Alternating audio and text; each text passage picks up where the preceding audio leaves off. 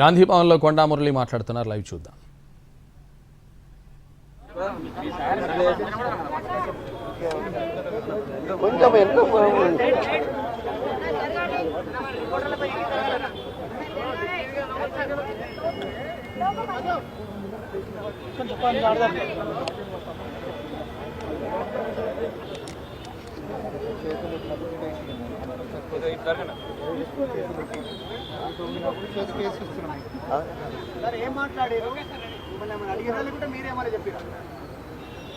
మరి ఈరోజు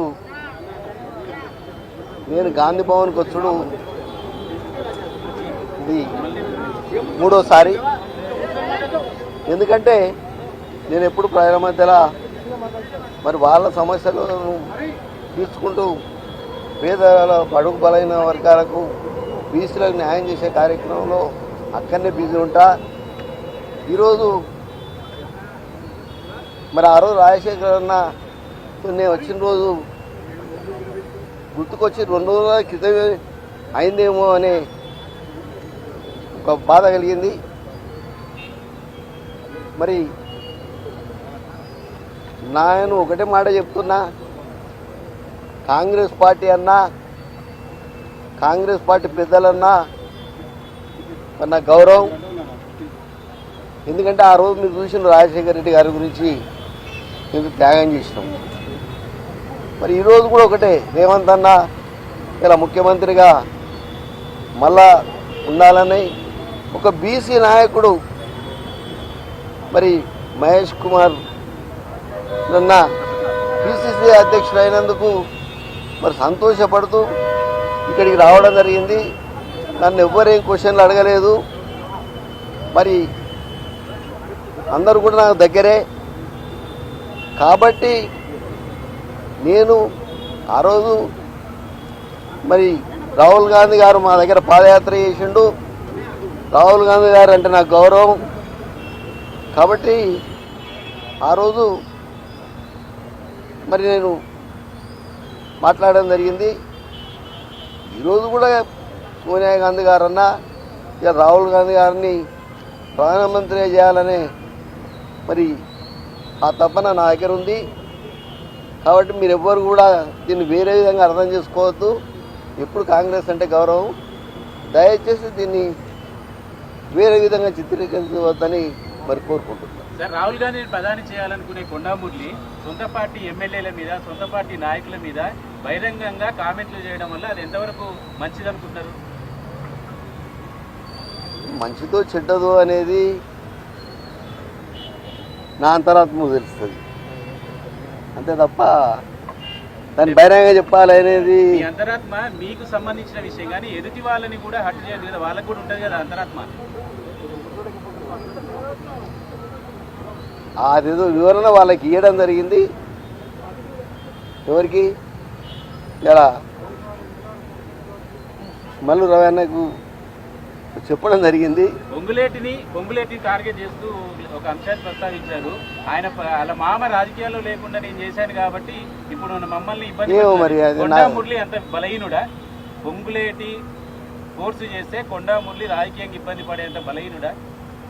నేను బలం ఎంతున్నా అనేది మీకు తెలుసు, ఇవాళ ప్రజలకు తెలుసు, భారతదేశంలో ఉన్న ప్రతి ఒక్కరికి తెలుసు. దయచేసి నన్ను రెచ్చగొట్టకండి. నేను మొదలే చెప్తున్నా, నేను బలహీనుని కాదు, చావుకు భయపడా.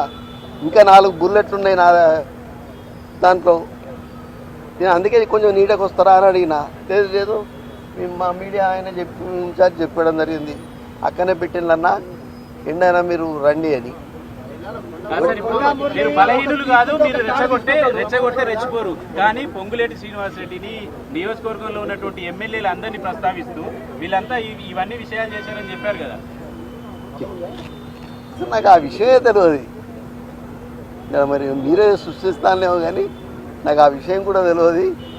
ఒకటే మాట చెప్తున్నా మీకు, కాంగ్రెస్ పార్టీని గౌరవిస్తా అని చెప్తున్నా. రేపు పొద్దుటిల్లి రేవంత్ అన్న మరి కార్యకాలం సీఎం ఉండాలని కోరుకుంటున్నా. ఈడ బీసీ నాయకుడు మరి మహేష్ అన్న రేపు ఇంకా పదవులు రావాలని కోరుకుని గాంధీ భవన్కి రావడం జరిగింది. మీరు చెప్పే స్టేట్మెంట్ రెండు భిన్నంగా ఉన్నాయి.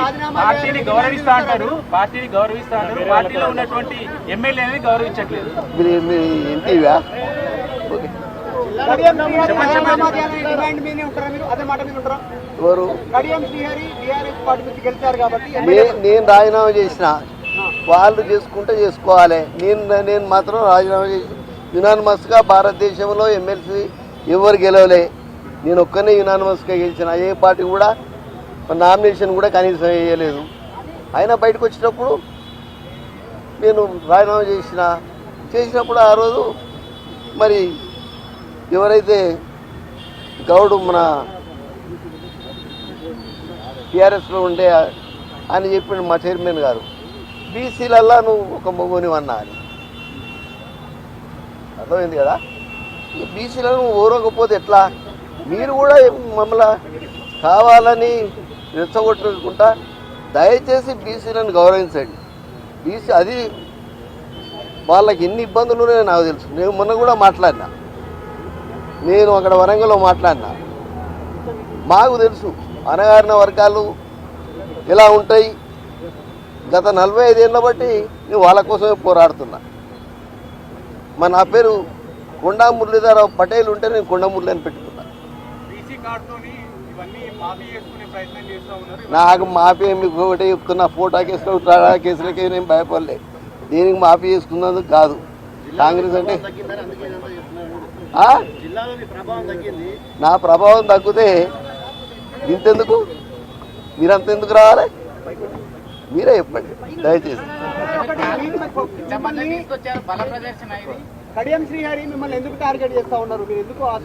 దయచేసి ఒకటే మాట చెప్తున్నా, నేను అంతర్గతంగా లోపల చెప్పిన, మళ్ళీ ఎప్పుడైనా అక్కడ వరంగల్ మీటింగ్ పెట్టినాక, లేదు అంటే మీడియా సెంటర్ ఎప్పుడైనా పెట్టినప్పుడు కంపల్సరీ వచ్చి చెప్తా.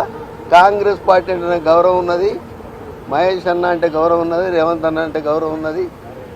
ఇప్పుడు కూడా రేవంత్ అన్నప్పుడు రేఖమ్మను నేను మరి ఆడ పాదయాత్ర చేస్తే పంపి రాజశేఖర్ అన్నతో కూల్చింది రేఖమ్మ.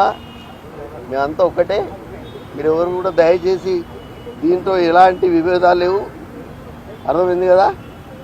దాని ప్రకారం జిల్లాకి సంబంధించిన నాయకులు మీటింగ్ ఏర్పాటు చేస్తూ అధిష్టానం దృష్టికి తీసుకుపోయారు. మీ మీద చర్యలు తీసుకోవాలని మీరు చేసిన వ్యాఖ్యలపై దానిపైన మీరుండాలన్నా వారు ఉండాలో తీర్చుకోమని పార్టీకి చెప్పారు సార్. పార్టీ ఏది నిర్ణయం చేస్తుందో నాకు అవన్నీ తెలివాయి. Okay, thank you.